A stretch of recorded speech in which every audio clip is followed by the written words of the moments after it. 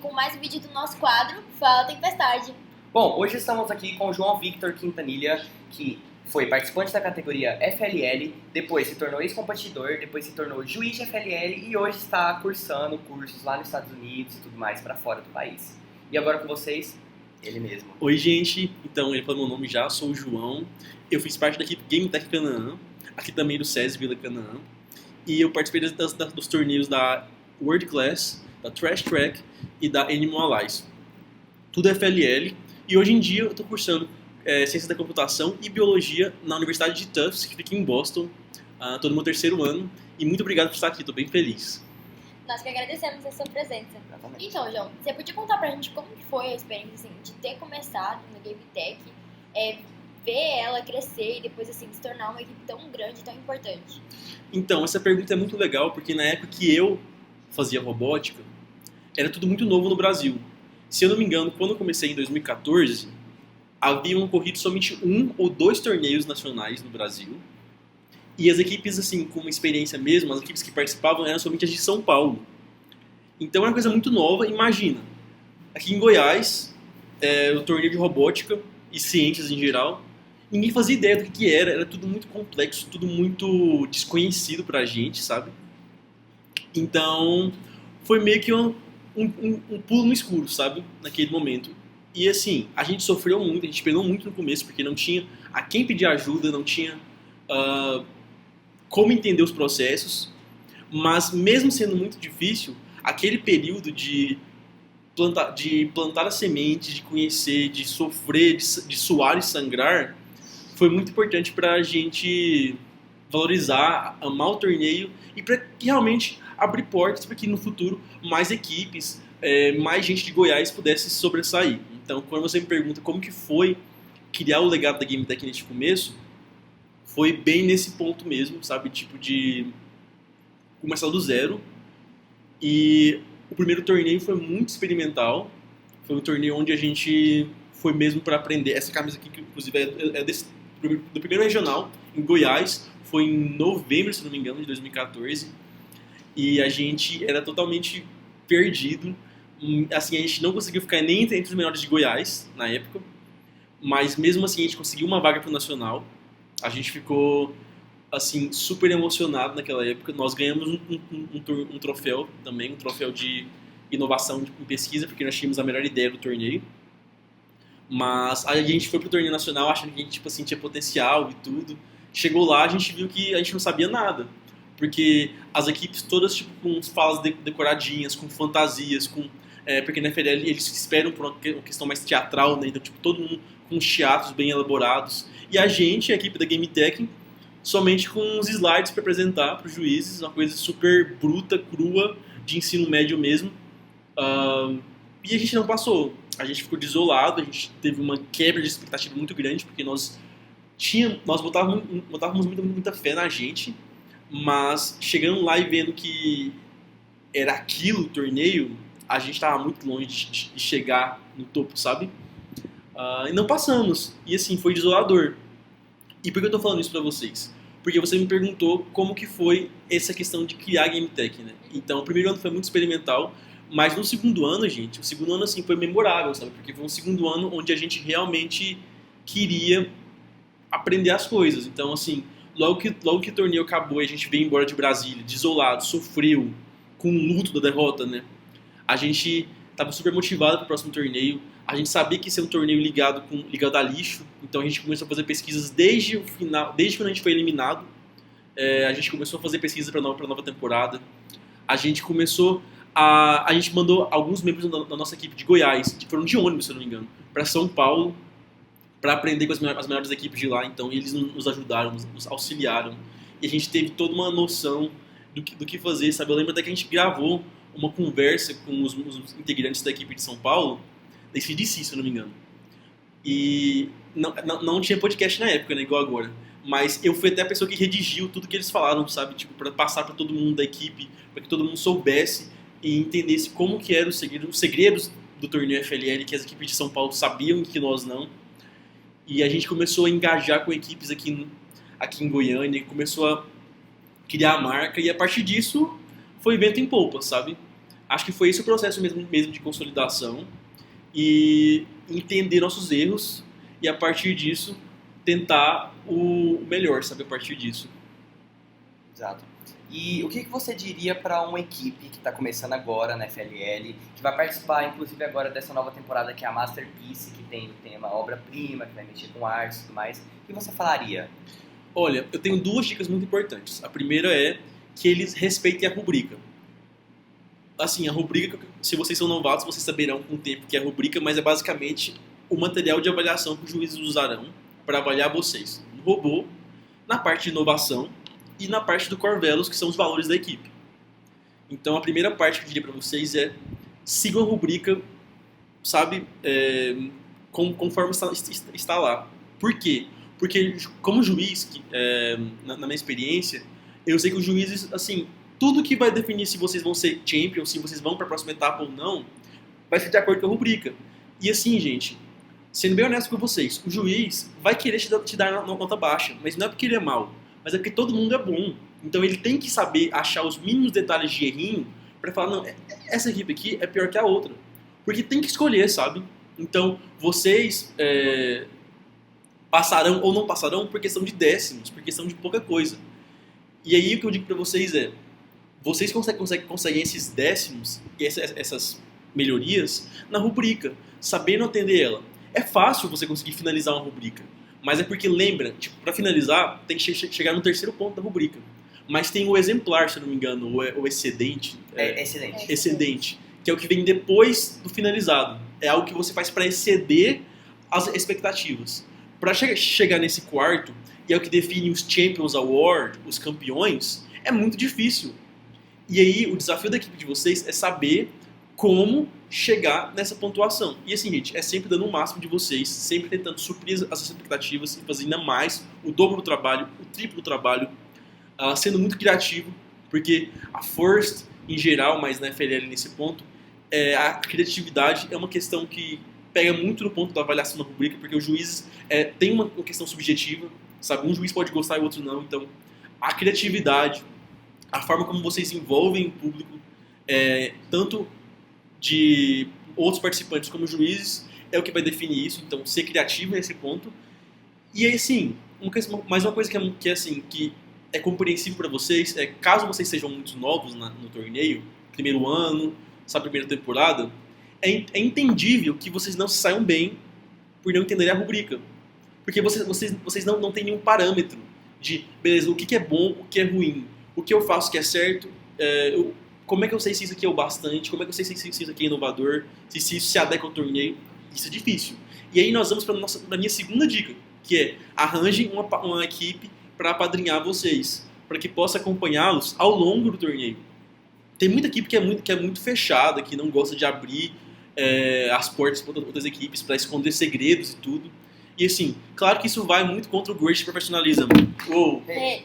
Mas sim, é uma competição no final das contas, né? E tem muita gente que é mais fechada. Mas assim, mesmo desse jeito, vocês acharão as equipes certas, sabe? Que vai ter um match com vocês e que vai poder orientar. Nós encontramos as equipes de São Paulo para ajudar a gente, equipes que sim, foram muito marcantes, que hoje em dia, por exemplo, eu tenho amizade com a galera deles até hoje, porque eles nos ajudaram, nos tornaram amigos ao longo do tempo, sabe?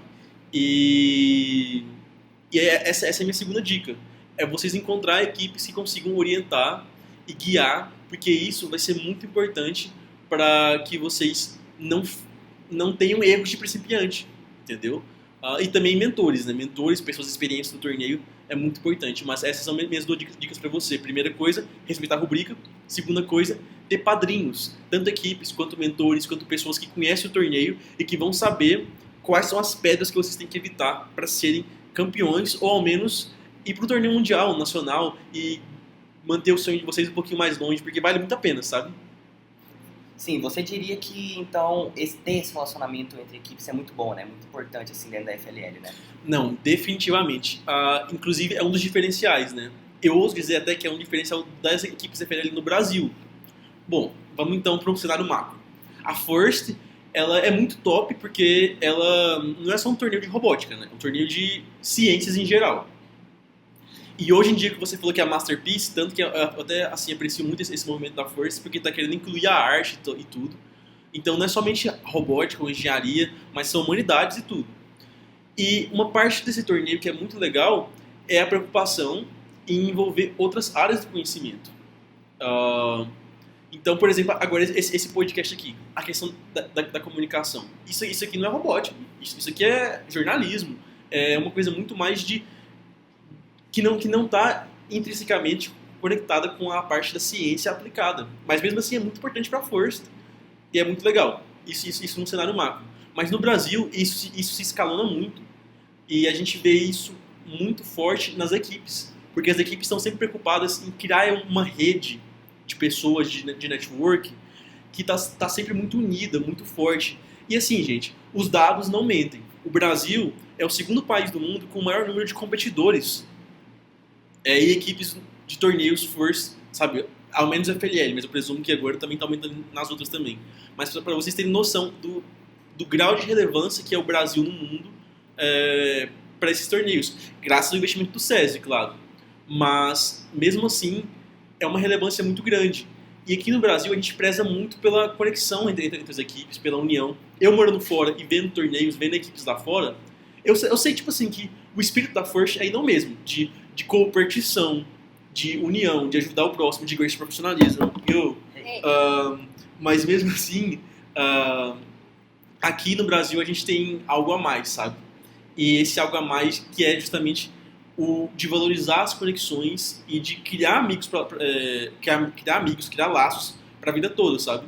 Eu mesmo, sim, eu tô lá fora, estudando fora, sempre vejo alguém que fez FLL em outra faculdade, esbarro, fala, eu lembro de você no torneio, que não sei o que, tipo assim, eu tenho amigos em São Paulo, tipo assim, que me recebem lá quando preciso, que participaram do torneio também. Então, assim, a gente cria laços, sabe, que atravessa essa questão da competição, que vira uma questão mesmo de aprendizado, de amizade. E por isso que eu digo que, sim,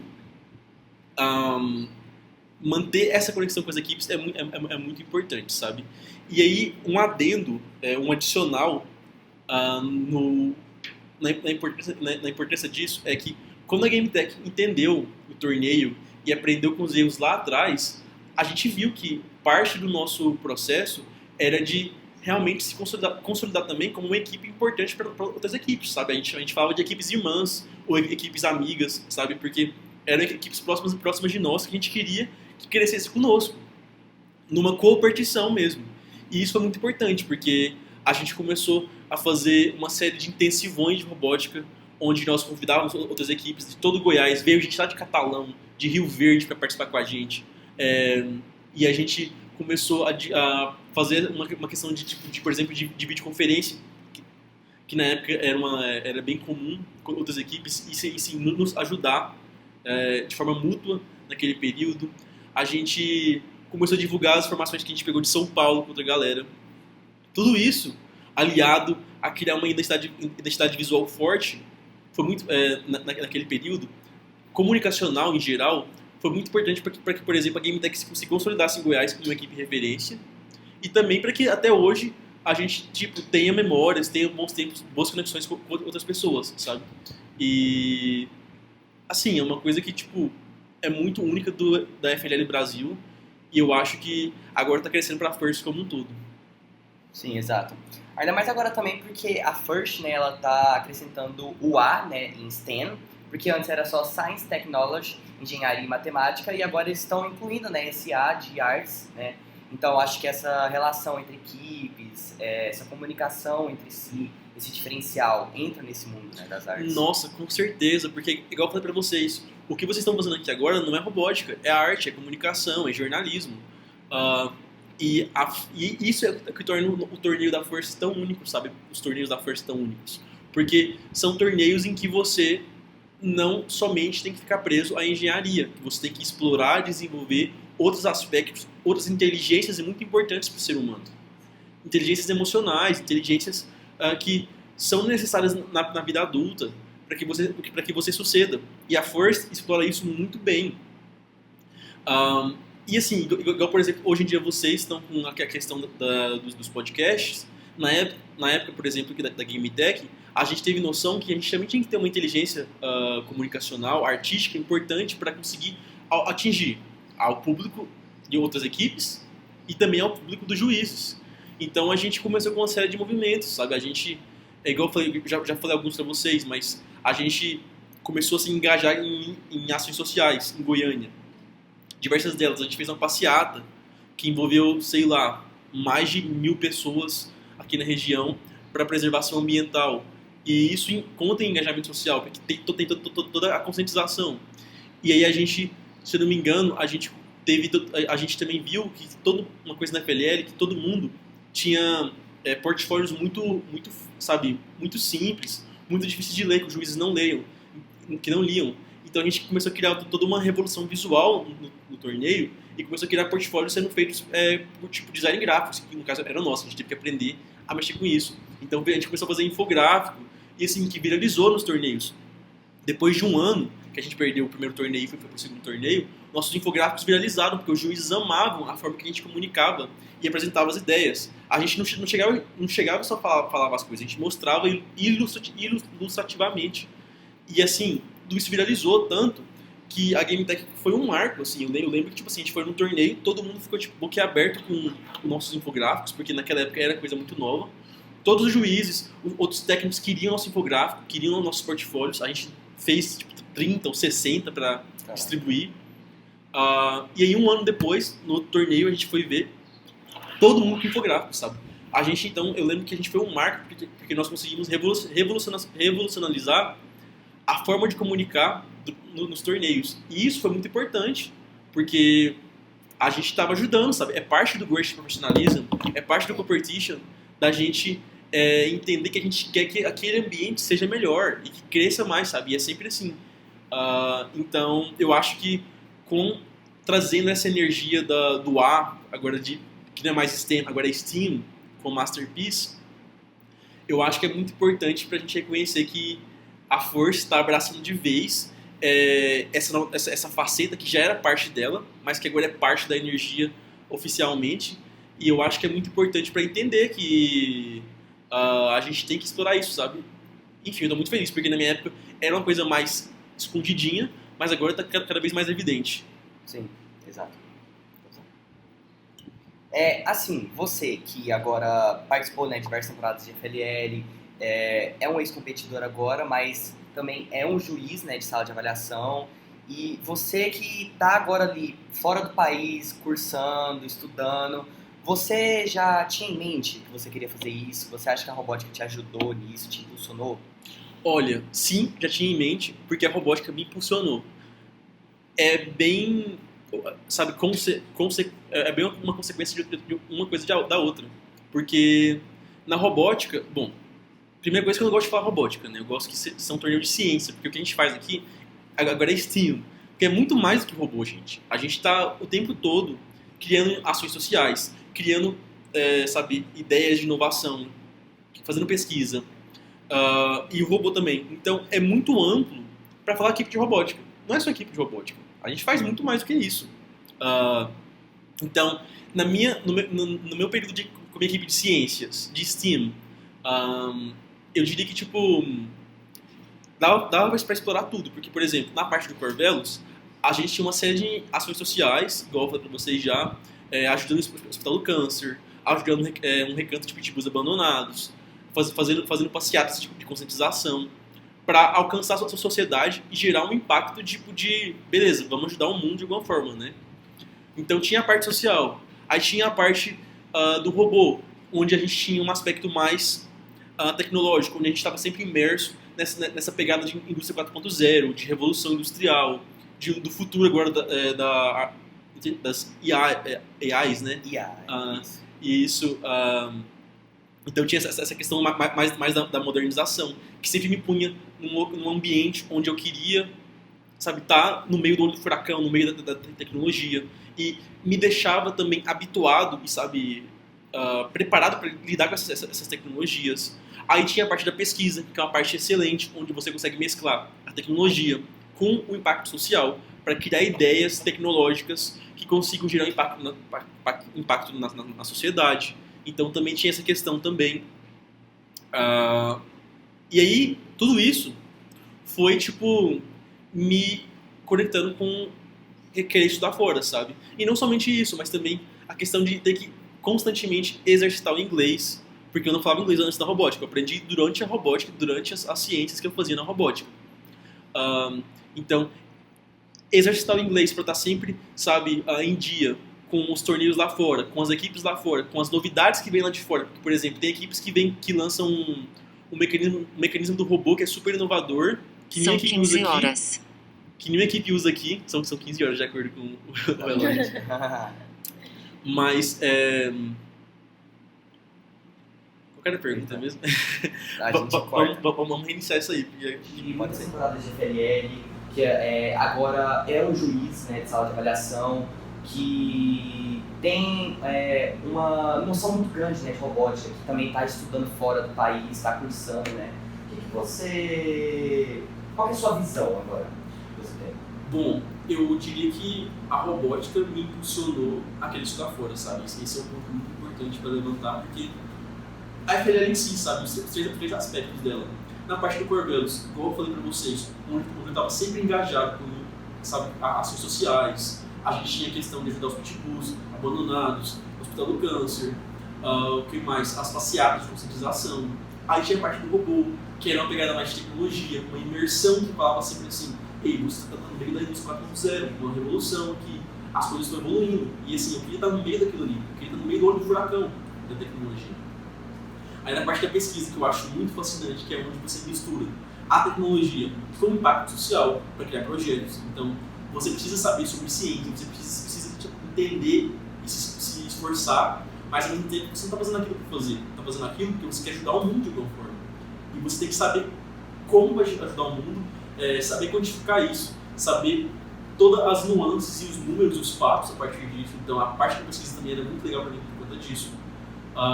E não só isso, mas também a parte do inglês, porque o tempo todo no inglês eu tenho que, o tempo todo nos torneios, eu tinha que estar me forçando a aprender inglês, tanto que eu aprendi inglês graças à robótica, né? Mas assim, saber inglês para estar sempre no ritmo das equipes que estão lá fora, das novidades que vêm lá de fora. Por exemplo, várias equipes publicavam vídeos dos robôs super complexos, tecnológicos, com mecanismos que não tinham no Brasil. Então a gente tinha que saber nos comunicar com eles para saber o que era aquele robô e como a gente poderia aplicar isso nos nossos robôs aqui. E isso era muito útil, sabe? E tudo isso acabou me influenciando a querer estudar fora. Porque eu via que lá fora eu teria e estou tendo oportunidades muito diferentes das que eu teria aqui, sabe? Eu amo o Brasil, eu sei que a gente tem um potencial de pesquisadores incríveis. Mas aqui, infelizmente, ser pesquisador, por exemplo, muitas das vezes nem mesmo é visto como ter um trabalho, sabe? Então, assim, é muito difícil você florescer consciência aqui por conta dos mecanismos, da infraestrutura, de quanto que se recebe os pesquisadores. E lá fora, mesmo não sendo tão mais fácil, mas é mais fácil, sabe? Você pode explorar isso. Então, eu sinto que quando eu estava na robótica, eu comecei a ter essa imersão, comecei a ver esses privilégios que tinha lá fora, e eu falei, é isso que eu quero. E aí foi isso, segui meu sonho, e foi uma coisa por consequência da outra. E eventualmente acabei conseguindo minha bolsa dos sonhos integral para estudar ciência da computação e biologia lá nos Estados Unidos, na Tufts University, que fica em Boston. E estou muito feliz de ter chegado lá e, assim, sempre muito grato pela robótica fazer parte disso. E conta pra gente como que foi quando você conseguiu essa bolsa de estudo. Isso é muito bom porque, gente, foi uma coisa que caminhou junto com a robótica, sabe? Era eu da GameTech e outro menino chamado João Vitor também, da GameTech. Nós dois queríamos muito estudar fora naquela época e a gente não sabia como, porque era a mesma coisa. Que, tipo, não era uma coisa muito nova no Brasil, igual era a robótica naquele período, né? Mas a gente foi num órgão da Embaixada Americana em Goiânia, assim, parceiro deles, e a gente falou para a diretora do órgão, FCCBio. A gente falou da Regiane, a gente queria estudar fora, tipo, a gente tem um perfil legalzinho, faz um monte de coisa aqui, a gente acha que isso é legal estudar fora, porque tem a ver com robótica. Aí ela falou que viriam uma comitiva de universidades para visitar Goiânia Aí eu falei, aí meu amigo e eu teve a brilhante ideia de organizar um evento aqui no SESI, Senai, aqui no Canaã, para receber essas instituições, para que pudesse inspirar os alunos, não só a gente, mas tipo, todo mundo na escola, sobre a questão da robótica, sobre a questão de estudar fora, sobre potenciais no estudo, sabe? E assim, a gente fez isso, organizou tudo e tal. Chegaram então a comitiva de universidades, eles vieram e acabou que eles ficaram muito aficionados pela robótica. Assim, era João e eu que estávamos guiando eles na escola, então a gente falando inglês, o nosso inglês de robótica meio quebrado, mas sendo o que eles tinham, tipo, podendo tipo, impressionar eles. A gente guiou eles lá por tudo, eles amaram a robótica, amaram as pesquisas. Falaram, nossa, essa parte é incrível, que ideias magníficas que vocês estão fazendo para ajudar o mundo. Viram os robôs, amaram, e beleza. Foram embora depois, né? E aí, uma hora depois que eles foram embora, eu recebi um WhatsApp de um deles falando, João, o que você acha de vir aqui para os Estados Unidos palestrar sobre suas pesquisas na robótica, com tudo pago, aqui na Costa Leste, em 5 universidades? Assim, foi a chance da minha vida, sabe? E aí, em janeiro, João e eu, nós dois fomos apresentar, palestrar sobre nossas pesquisas lá nas universidades. Foi magnífico, muito assim, especial pra gente. A gente voltou com muito mais ideia pra robótica, com muito mais, sabe, o que a gente pode fazer para ajudar, tipo, onde a gente pode aplicar o nosso conhecimento. Mas não acaba por aí, porque acabou que em março daquele ano, a comitiva voltou para Goiânia. E assim, mais uma vez eles vieram na nossa escola agora, porque a gente tinha criado a conexão, né? E dessa vez tipo, reuniu o diretor, reuniu tipo, membros da Casa da Indústria para recebê-los. Foi assim, um super evento. E tudo feito por mim e pelo João. E aí, eu sei que no final do evento, eles chegaram e falaram, assim, no auditório, para todo mundo da escola. A gente está oferecendo, então, 2 bolsas integrais, com tudo pago, de moradia, alimentação, mensalidade, para que os 2 Joãos, Vítores da Game Tech, vão estudar na Virgínia, na nossa instituição, fazer faculdade, depois que se formarem. E assim, foi um sonho, tipo assim, e todo mundo ficou felizaço. E o João foi, meu amigo, ele foi, se formou já, super feliz. Eu disse não, eu recusei aquela bolsa, porque embora eu gostei muito da universidade, não tinha os cursos lá. Então eu falei, eu não quero ir, sabe? Só por ir. E respeitei meus valores. Não me arrependo, porque depois disso eu consegui ingressar na minha Universidade dos Sonhos, que é a Tufts hoje, que é em Boston. E assim, tenho que dizer pra vocês que a robótica tipo, foi literalmente, tanto nessa universidade que eu ganhei a bolsa primeiro, foi ela que me deu a chave para entrar, tanto quanto na universidade que eu estou hoje em dia, porque na minha história, nas minhas entrevistas, tudo que eu falava era com a robótica, sabe? Toda a minha paixão, toda a minha identidade foi moldada a partir disso. Então, quando você me perguntou como foi esse processo, foi muito orgânico, sabe? Muito natural, porque foi simplesmente fazendo o que eu fazia na robótica. E assim, as questões de diferencial, o que mais pegou foi porque, tipo, eu foquei muito no inglês, sabe? Eu sabia que tipo, o inglês era um quesito para eu conseguir. Não adiantava ter robótica e não falar inglês. Então, nisso aí eu tive que ter um esforço a mais, claro. Mas foi uma coisa consequência da outra. E a robótica mudou minha vida totalmente, assim, definitivamente. E continua mudando até hoje, porque é uma coisa que a gente não larga nunca, né? Sim, exato. Então você sempre teve em mente o que você queria fazer, né? Você sempre teve o controle, assim, do seu futuro? Não tinha controle, mas eu sempre, e assim, não dia sempre, mas eu, desde que eu entrei na robótica, eu sabia que eu queria estudar fora. E a robótica só me fez ver que era possível, sabe? Porque ela foi me oferecendo ferramentas, com mecanismos, foi me empoderando como um líder, como um jovem líder no Brasil, para ver que eu tinha potencial, porque eu era tão bom quanto qualquer pessoa lá de fora, que eu merecia, e que só dependia de mim. Assim, não só depende de mim, né, mas o pontapé inicial depende de você. E aí isso foi muito importante para mim, chegar onde eu estou hoje. Exato. Incrível. Vamos fazer um joguinho agora? Vamos. Um joguinho para poder dar uma descontraída e tudo mais. Então, a gente vai falar uma pergunta e aí você vai responder com a primeira coisa que vier na sua cabeça. De frente com o Gabi, tipo que... Nada. Uma temporada. Trash Track. Um tapete. DVD. Poxa, mas aí Trash Track também, eu amo Trash Track. Foi a primeira temporada? A segunda, foi a World Classic, foi a primeira. Nossa, não, tapete World Classic, porque nessa época a Game Tech desvendou o enigma da mesa. Foi uma das 6 equipes no mundo a desvendar o enigma da mesa, que tipo, tem tipo, todo um mistério na mesa, com um código, a constante cosmológica, a fórmula de Planck, tudo, coisa física lá para dizer conhecimento. Enfim, todo um mistério lá a gente desvendou, uma das 6 equipes. A gente mandou pra força nos Estados Unidos. Ganhamos assim sim, vocês acertaram e tal.